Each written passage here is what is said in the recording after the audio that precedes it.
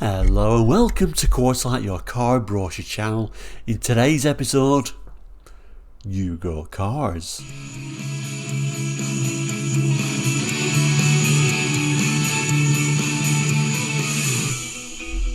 Hello and welcome back. Now if you're new to Quarterlight, what are we? Well, we're a car brochure channel, looking at car brochures from around the world for the 60s, 70s, 80s and 90s here on YouTube, although we also do some other random videos, to be honest with you, on this channel recently.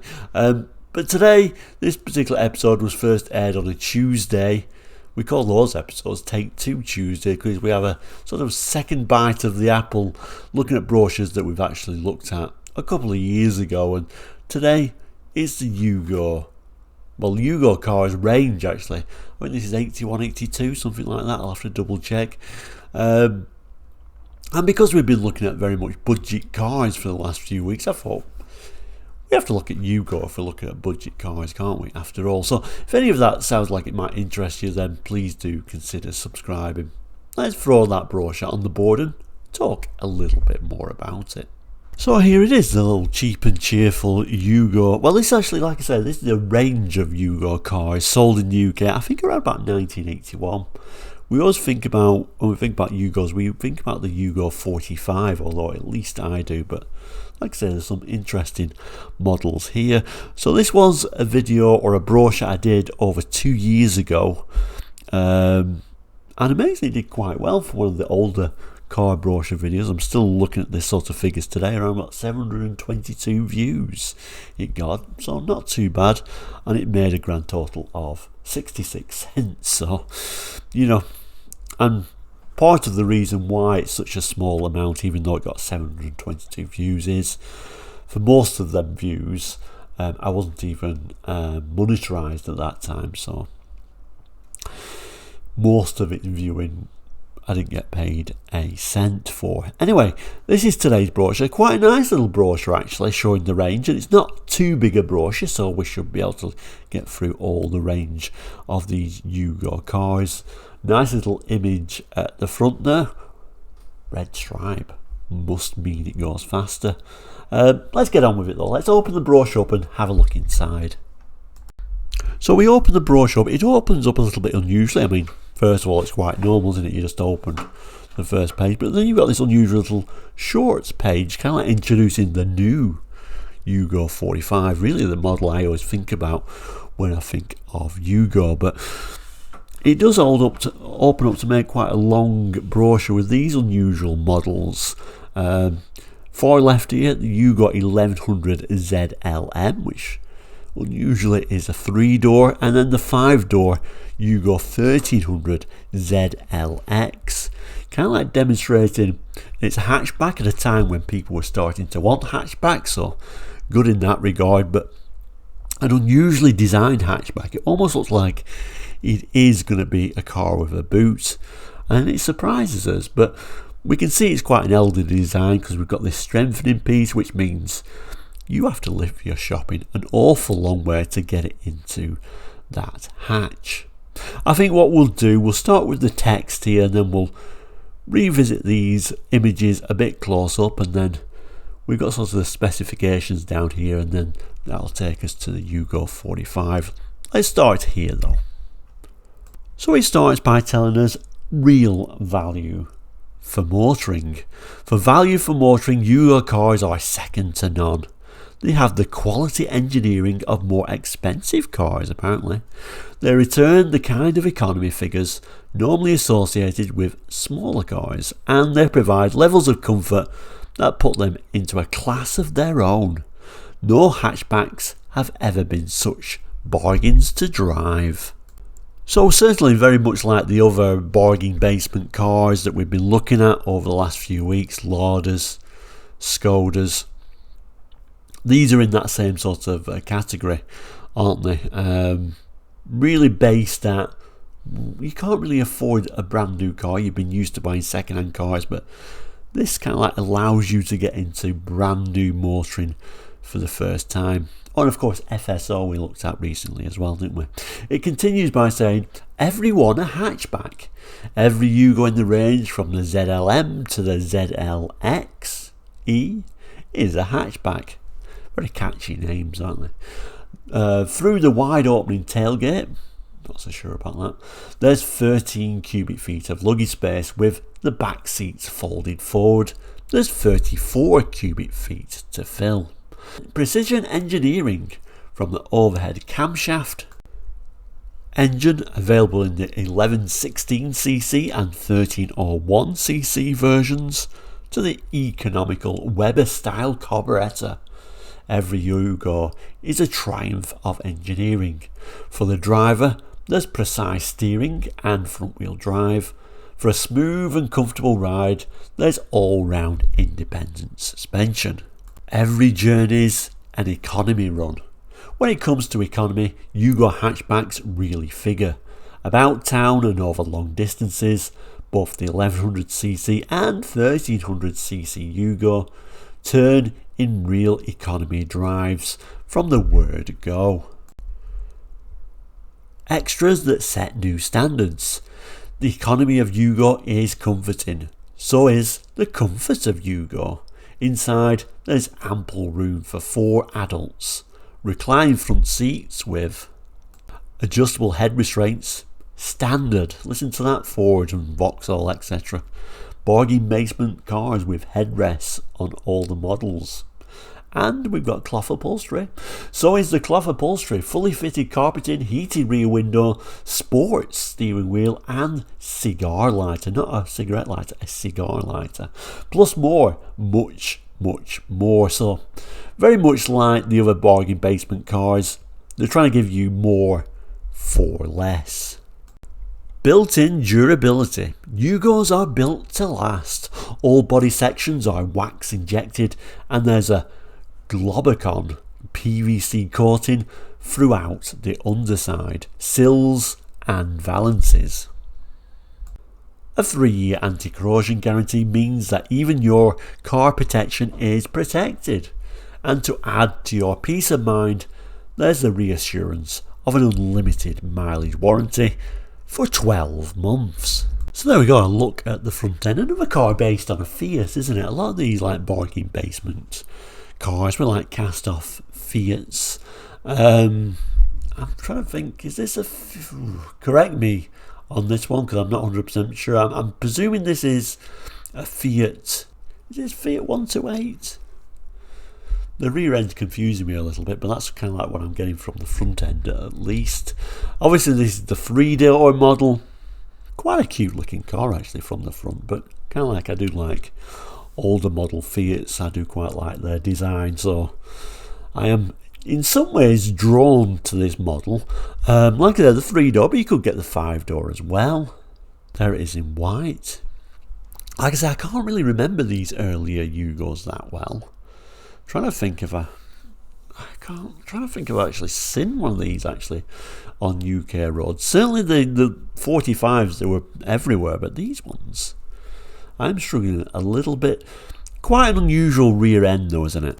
Although I'm quite taken to the front end and that sort of like cutesy look at the front. The rear end is a little bit puzzling, and this unusual tailgate design which presumably wasn't straight. Trying to zoom in on that tailgate to show you that it's not a straight line, it's a funny shaped tailgate to match this unusually shaped design, and this, you know, not the ideal having such a big sill on the back of a rear car. Certainly there was much better hatchbacks available for you in the UK at this time, but we're thinking bargain basement territory, and you know, throwing extras you probably wouldn't have got on your base model Fords. Well, you certainly wouldn't have got on your base model Fords, and the base model Fords would have been more expensive. I mean, you got head restraints, for goodness sake. So in that regard, you can certainly walk in the showroom and think, I'm getting a little bit of a bargain here. I'm able to buy a brand new car here, and it's got the extras that I'm looking for in 1981. So you can imagine how they would have sold a few of them. And then that gives us the specifications for these models, so we'll certainly have a look at that before we get to the next model. Don't usually cast the camera on the dimensions, but it's so unusual from the side profile, why not? and the front. And then the engine, so starting with the 1100, it says ZLM and ZLC. Front transverse mounted 4-in-line water cooled 80mm bore, 55.5mm stroke, 1116cc engine with a 5 main bearing crankshaft, cast iron block, aluminium cylinder head, belt driven overhead camshaft. It tells you about the compression ratios. It's got a multi-jet Weber style carburetor fed by mechanical pump. Maximum power 55 bhp at 6000 rpm. Maximum torque 65 pound per foot at 3000 rpm. Sealed cooling system, thermostatically controlled cooling fan. And then the larger engine ZLX and ZLXE.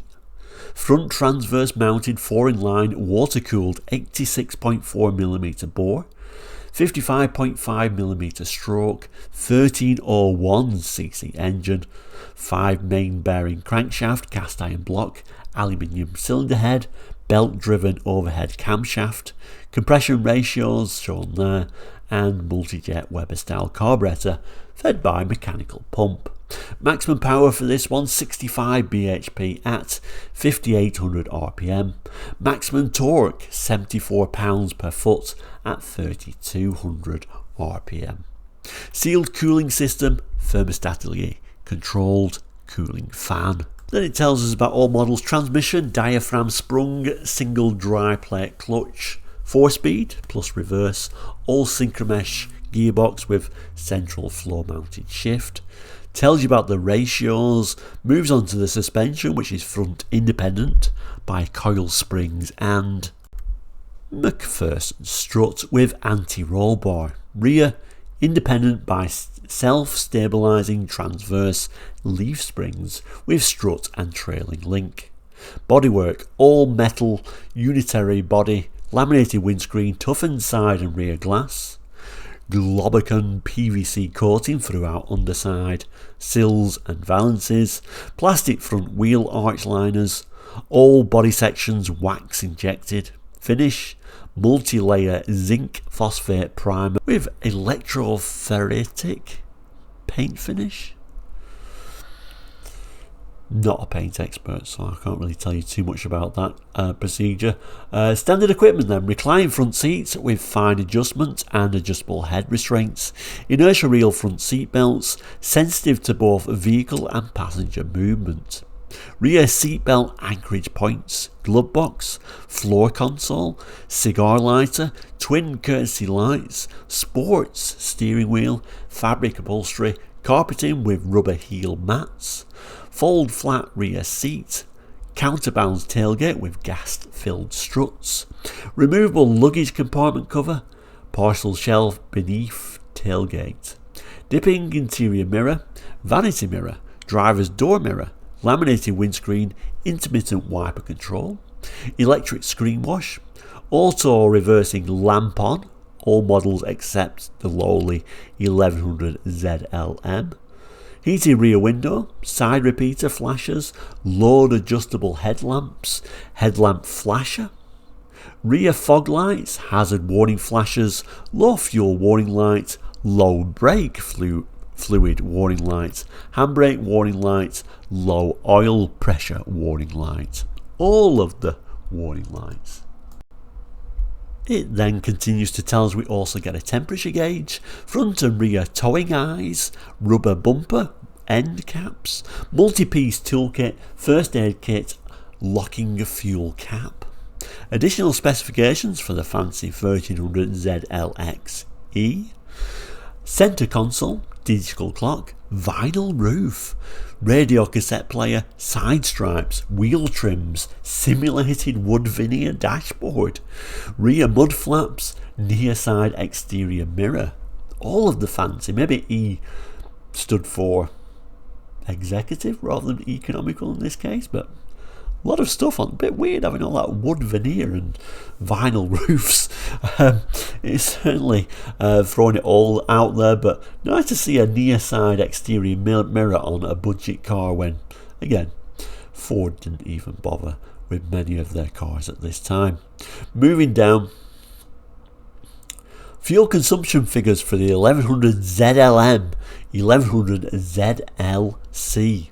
So it gives you an idea of some of the fuel figures on there. So for example, a constant speed driving at 56 miles per hour, we were getting 41.1 mpg. And then for the larger engine 1300, constant speed driving 56 miles per hour, we're getting 37.6. Well, there is quite a bit of a drop off there, isn't it, for the larger engine model. It also tells us the curb weights, turning circle and dimensions. And then we turn this little flap thing back again, and it starts introducing the new Yugo 45.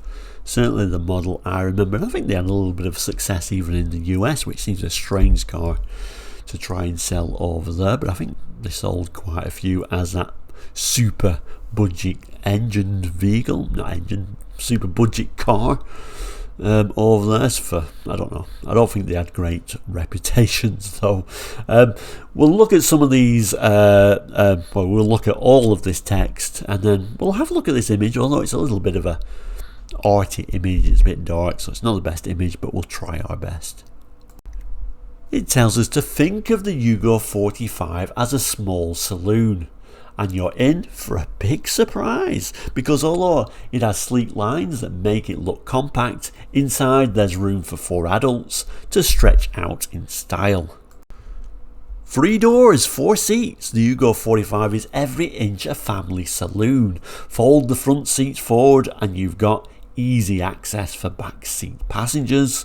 Fold the rear seat forward and through the tailgate you've got the carrying capacity of a mini estate. It tells us it's engineered to a high degree. The Yugo 45 gets its nippiness and economy from a 903cc engine. Front wheel drive ensures excellent handling, and there's all-round independent suspension for comfort. Other features include disc front brakes and rack and pinion steering. Fully equipped, from the anatomically shaped seats to the rear windscreen wiper, the Yugo 45 is comprehensively equipped. Years of economy. Like all Yugo cars, the 45 is exceptionally economical about town and on the open road, and there's a 3-year anti-corrosion warranty to prove that it gives you a great run for your money for years. And there she is. Not a great picture, is it, to say they're kind of like trying to show us the new Yugo 45. It's possibly the worst picture I've ever seen in a car brochure, to be honest with you, but there it is. Quite an iconic car. Again, another of those sort of jokey cars, particularly in the US. It's a bit of a comical car, but so was cars like the Skoda and Lada, all those jokes about those cars in the UK. I think, although I'm still saying Skoda was my favourite of those, and probably I would get a Lada before this, I still wouldn't mind one of these in the garage, to be honest with you, to play around with the budget cars, but I still find them quite interesting in their own way. And we fold the brochure back. It shows the rear of the car. This is where your dealer stamp would have been if they had actually stamped it. The address, it's saying Worcester House, Basingstoke Road, Reading is the little address. It's also telling us that this front cover model is that top of the range 1300 ZLXE. So the fancy one with the vinyl roof and the wood. So rather nicely now we can actually open that out to show the full image. I think that's probably the nicest looking Yugo I've ever seen. Yeah, it's got that funny back end, but let's just ignore that for a second. Go faster stripes, beauty rings, vinyl roof. You can't go wrong, can you? So there you go, a rather delightful little Yugo brochure there from the UK. Do you remember these? Please jot in the comments, particularly if you own one. How did you get on with it? Always interesting to hear all your comments. But like I said, a quick look at Yugo cars in the early 80s. We'll end this episode by saying please do consider subscribing if you've not done already. It is completely free. You'll never be charged to be a subscriber. I'll add a couple more boxes on here. Maybe one will be for one of our other budget-friendly cars we've looked at, and then probably the next one will be some kind of like random brochure. But thank you so much for watching today. Really do appreciate it. You take care, whatever you're doing today, and we'll see you very soon, hopefully. All the best, and goodbye.